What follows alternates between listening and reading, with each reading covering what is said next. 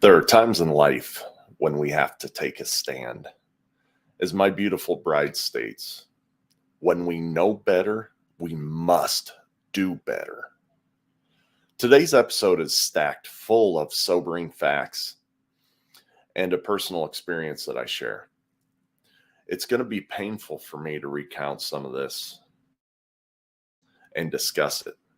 And it's probably going to be painful for you as well throughout this episode. But what I'm going to talk about today needs to be brought out into the open more and more and continue to be talked about. So let's get started.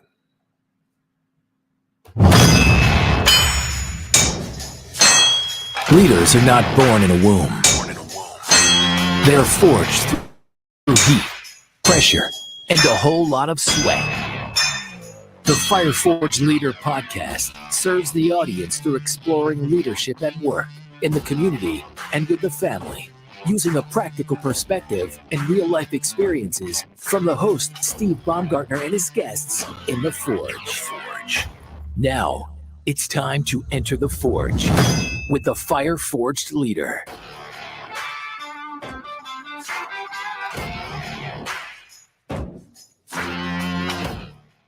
All right, what is up, leaders? I'd like to welcome you today to the Fire Forged Leader podcast. As always, I'm Steve Baumgartner, your host and founder, and I would like to take you on a journey of the Forge, where we are going to explore lessons learned on the front lines of leadership. Today, my episode is probably a little bit more sobering than normal. I don't know if that's exactly the right word or not. But this weekend, my wife and I finally made it to see The Sound of Freedom, which is the story of Tim Ballard and the fight in the anti-trafficking realm. And it really highlights both his work in Homeland Security and when he left and started his own work. And if you have not seen this movie yet, you need to go out and see it. My wife and I both shared a ton of tears. We looked at each other multiple times during the movie, just sickened and amazed by the cruelty of people, the evil that lurks in this world. I'm not going to go through the movie. I'm not going to give you any spoilers. It's a tremendously made movie, but it's hard to watch. But I am going to give you some facts that are out of the movie. And the fact that they state, the primary fact that I want to give you, is that the movie states that there is actually more slaves now across the world than when slavery was actually legal. And there's millions of people, and I'll give you some more statistics here in a little bit, but you know, these people are in these slavery situations being trafficked for sex slaves, for sweatshops. Hell, there's even people being trafficked that we found out over time, if we're listening, right, that are being sold so that their organs can be harvested. Now, I find all of this just sickening, but I also find it really horrible that it's not talked about. But I understand. It's hard to even imagine that this kind of evil exists in our world. So now let's go to Operation Underground Railroad site. And there's some controversy around Operation Underground Railroad, the people who put the movie out. But they state statistics from other organizations. And the first one is the International Labor Organization estimates that there's a staggering 49.6 million people that are currently living in modern slavery worldwide. And 27.6 million of them are in labor and sex trafficking. There's 22 million of them that are in forced marriages. Another fact is that these numbers are steadily increasing. No matter how much we're putting towards law enforcement and these organizations who are fighting it, it's still increasing. So we live in the United States, right? Most of us. I know that I got a worldwide audience, but the vast majority live in the United States. Oh, we're totally immune to this problem, right? Wrong. Wrong. Absolutely wrong. They also state that 5.1 million people who are in these slavery situations are in the United States. 5 million out of the 50 million. And with that, it's not just Chicago, it's not just Los Angeles. Every state across the United States has reported cases of child sex trafficking. Absolutely sickening, people. So think about those statistics, and I'm going to switch gears a little bit and talk about a personal experience that I had. And I don't talk about this much because my rage and anger starts taking over when I even think about it. I have 4 daughters and 4 sons. One of my daughters, when she was 17, she had run away from home. She had gotten into some bad stuff. I wasn't the parent that I needed to be. We had it out. She left. And she got into some bad stuff. I don't know what all she got into, and I'm not going to go into that, to be honest with you. But while she was living, with her friends or out on the street or whatever, when she was 17 years old, she had a couple that approached her on the street and asked her if she knew anything about computers. Being tech savvy really runs in our family. And she told them yes, and, asked them what they needed and, that sort of thing. And she was trusting of this couple. So she ultimately agreed to go help them work on their laptop at their hotel room. I know it sounds crazy that she would agree to something like that. But, these people out there, they're crafty. They know how to spin a story. For example, the story that was spun in the movie was that this groomer went and talked to the dad about having the kids, it was like a pageant or, helping get the children famous. And the family was poor. So of course the dad wanted to support his children and this, that, and the other. And that's how they got a hold of his kids. But anyways, back to my daughter. She ultimately agreed to go to this hotel room and help them work on their laptop for a little bit of money. She needed money at the time, right? They spun a good story. And some bad things happened on that day. Things that I'm not going to go into because that's my daughter's story.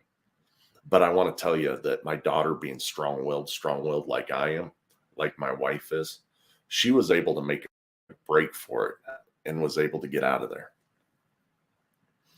After that, she went to a friend's house, and they called the police, who eventually contacted me and my wife.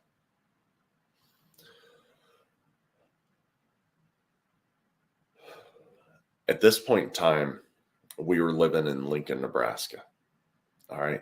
Lincoln is my most favorite place that I ever lived in. I always believed that Lincoln was purely wholesome, right? We had a great church community. The kids had, friends. Everybody was happy for the most part. We had some different things that happened there and what have you. But ultimately, Lincoln is a beautiful place. I never had any clue that there was a human trafficking task force there until this day. My wife and I, we went to this place. We met with this detective. And we were told about these unspeakable things that had happened to our daughter.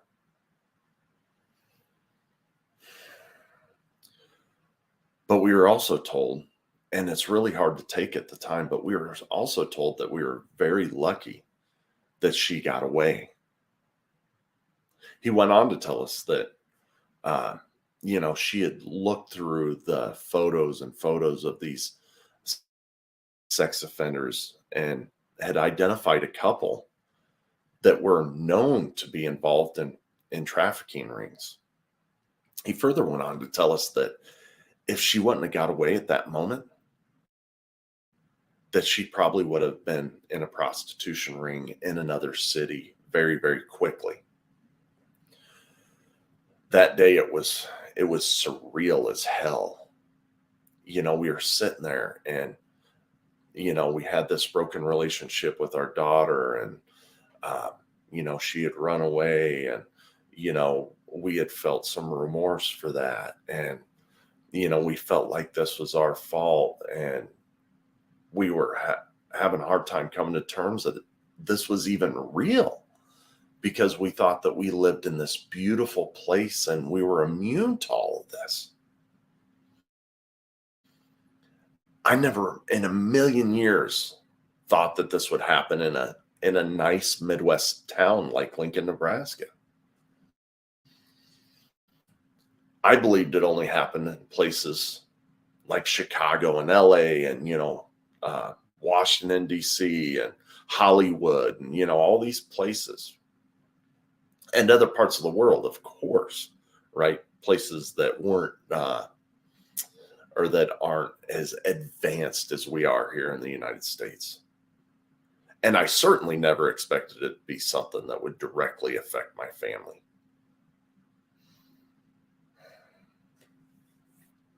So I don't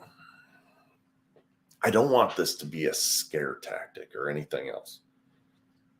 Although I will tell you that we need to be a lot more cautious out there in the world. I watched this movie and they showed real footage of children getting snatched off from the sidewalk with their parents within 10, 15 foot. And a motorcycle pulls up and snatches a kid and drives off, or, gets thrown in a car and drives off real fast. We need to be vigilant in our society as parents, as leaders. So with that being said, what can we do about this epidemic? So I'm going to break this up in a couple different buckets. And the way I see it, there's 3 different buckets that we need to focus on. The first one is focusing on ourselves. The second one is focusing on our family. And the third one is focusing on our community. So let's talk about that, focusing on ourselves to start with. So all over in society right now, there are forms of objectification of people, women, children, it doesn't matter. It's objectifying people. We see it in movies. We hear it in music. We need to stop allowing that. We know it's wrong. We know in our cores that this music and these movies are wrong. But yet, we go out and we pay big bucks. We keep on padding the pockets of these people that are objectifying other people, right? We continue to hear about these Hollywood elites and government officials and everybody else.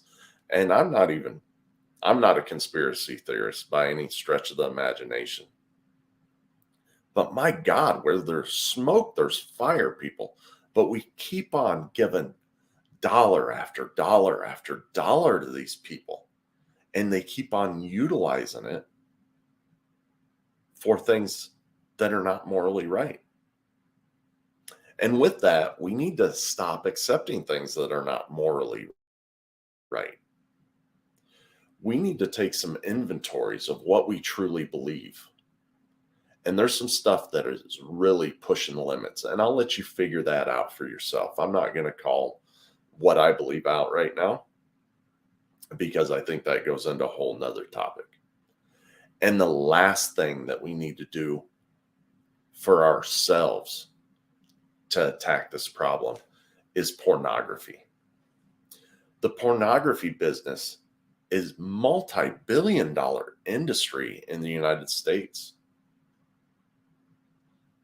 And I'm sure that we're all justifying it in our heads right now. The ones who are listening to this and watch pornography, either by yourself or as a couple, I don't really care.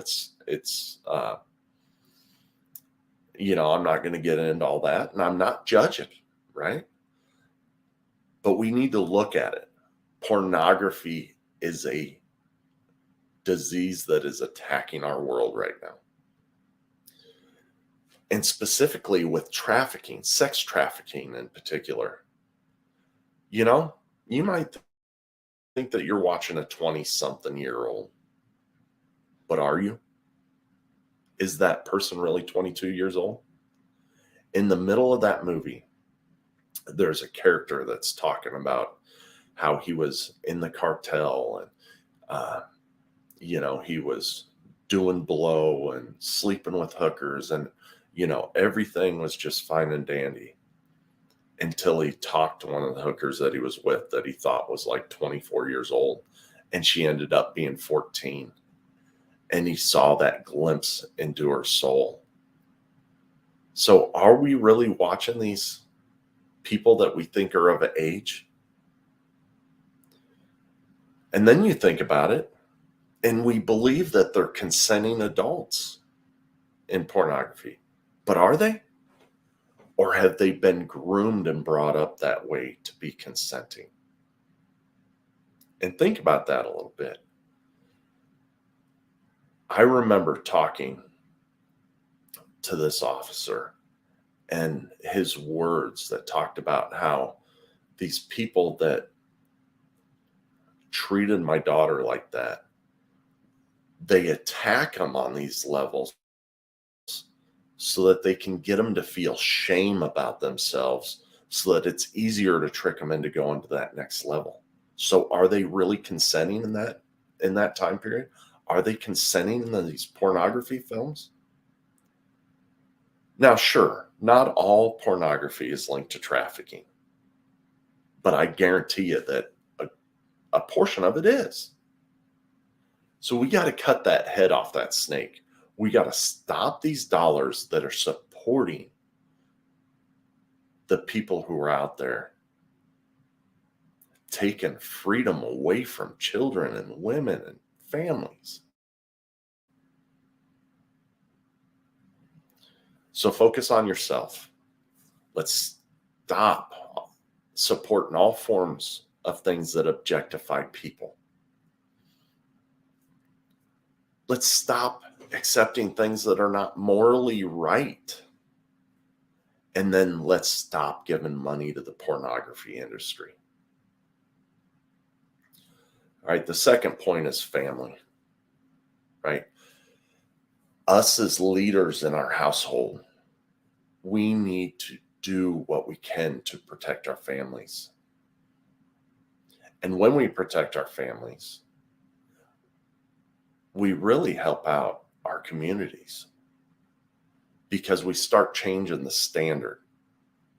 So to do that, what we need to do is we need to go out there and learn as much as we can. And there's a ton of resources out there. Just a ton of resources. We need to go out there and learn as much as we can. And I'll provide some resources in the show notes. I'm not going to talk about them all here, but I'll provide some that I believe in down below. We need to stop beating around the bush with our kids. All right. We can't always shield our kids and keep their innocence. We also need to have them understand that there's dangers out there, dangers for them because they're children, dangers that we need to tell them about so that they can be aware of them, not scared, not fearful, but be able to identify them. We need to be involved in our children's lives. We need to be involved and build relationships where they can tell you anything because they trust you more than anybody else in the world. And I did this completely wrong with my older kids. We need to stop being our friends or children's friends, excuse me. We need to stop being friends with our children, and we need to be their parents. We need to be able to tell them no. We need to be able to tell them no, that they can't just have unlimited access to social media, but we also need to tell them why.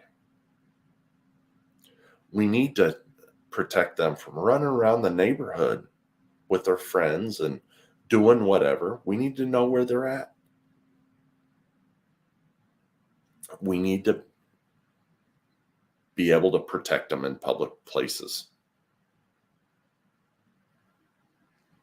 And you can you can cancel me right now, I don't care, but you should think about carrying a weapon.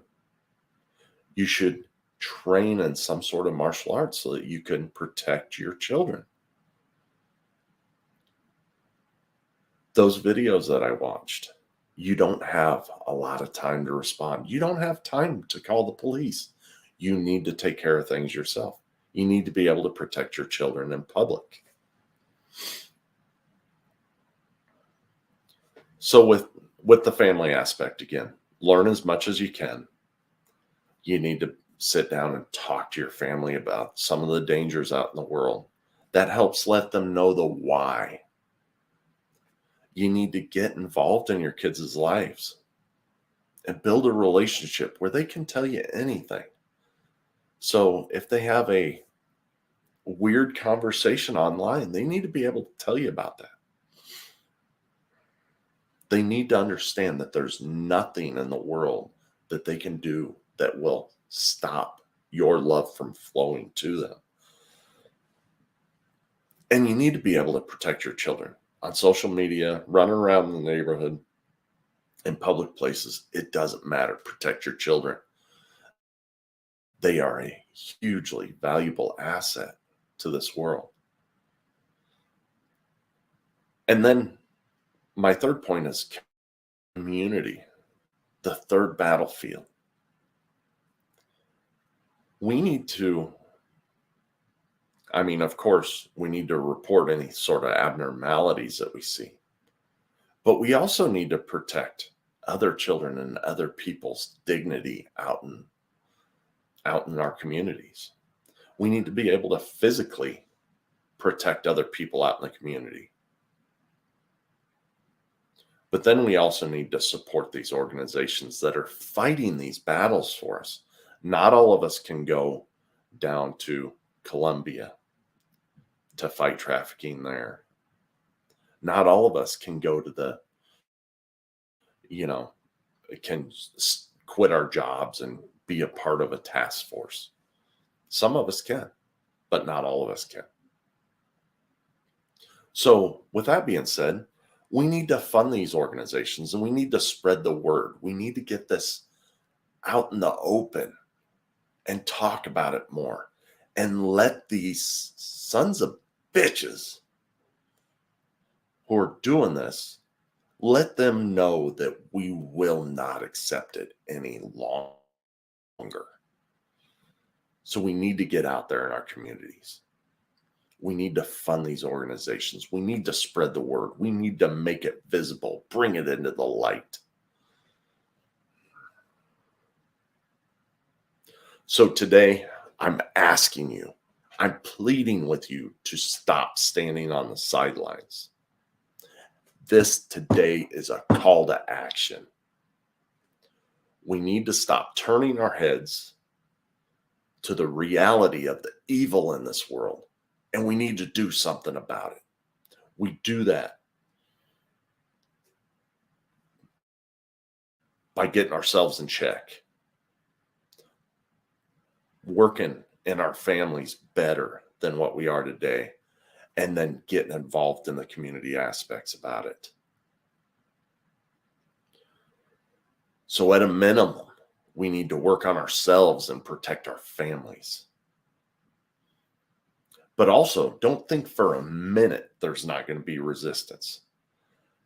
And once again, I hate to be a conspiracy theorist, and that's probably what I'll be labeled, but let's look at some recent headlines just about this movie, right? CNN, for example, a headline that I just looked up: controversial movie becomes a surprise summer hit. Why is it controversial? That makes no sense. It should be hard-hitting fact movie becomes a summer hit. Why do they have to put controversial in there? It doesn't even make sense. A site called Screen Rant says Sound of Freedom's creators have been linked to far-right conspiracy theory QAnon, while Ballard has been the subject of numerous critical investigations.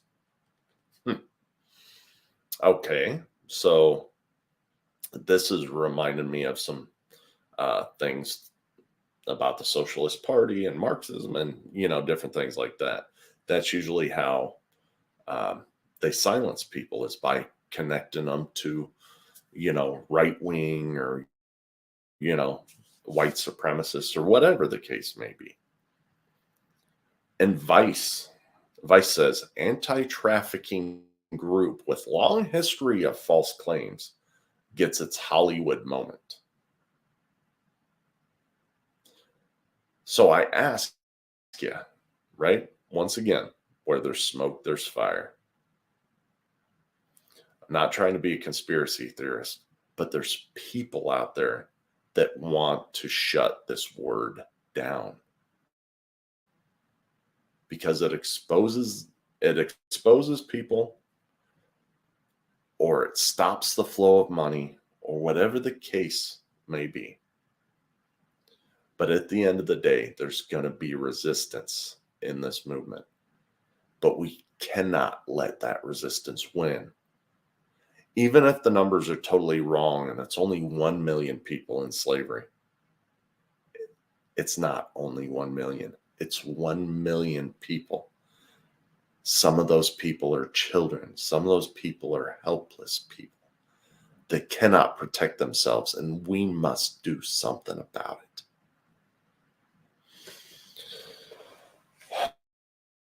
All right, leaders, that's it. To summarize this, it's up to us to change the world. It's up to the people. It's not the police that are going to change it. We can't wait for someone else to save these people. We have to go out there and do something about it. So let's go out there and lead with intent.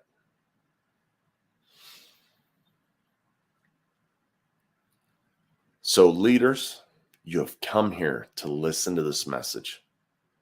But once again, listening is not enough. How are you going to apply this today?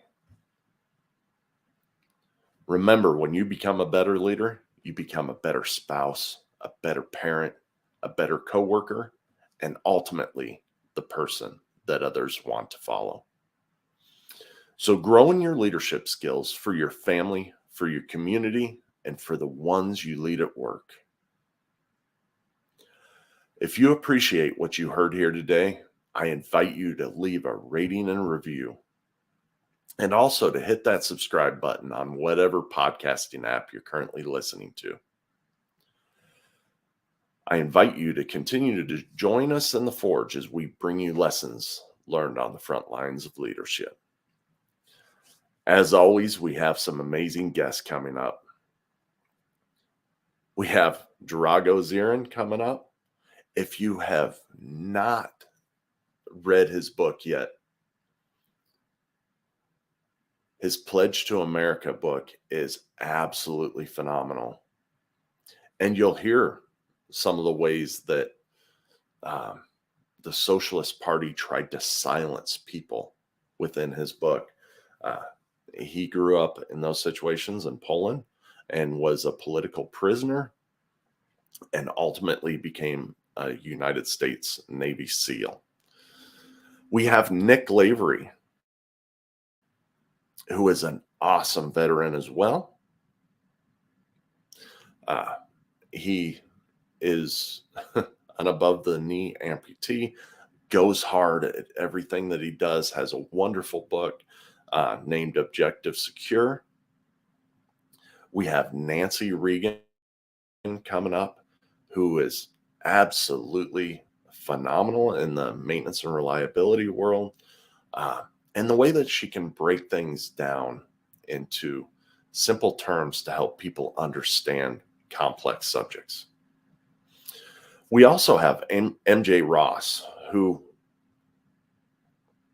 we're going to be talking about some really sensitive topics with MJ Ross. But I don't even know how to talk about this, to be honest with you. It is crazy, the evil that happens in the world, just like this trafficking stuff. MJ Ross is a survivor of a generational satanic cult. And she's going to be coming on here to talk about her experiences, but also talk about how you can come up out of that type of world, or come up out of any sort of abuse or those situations, and really own those demons and deal with them so that you can have a meaningful and productive life. And I got a lot of other people on tap as well. I've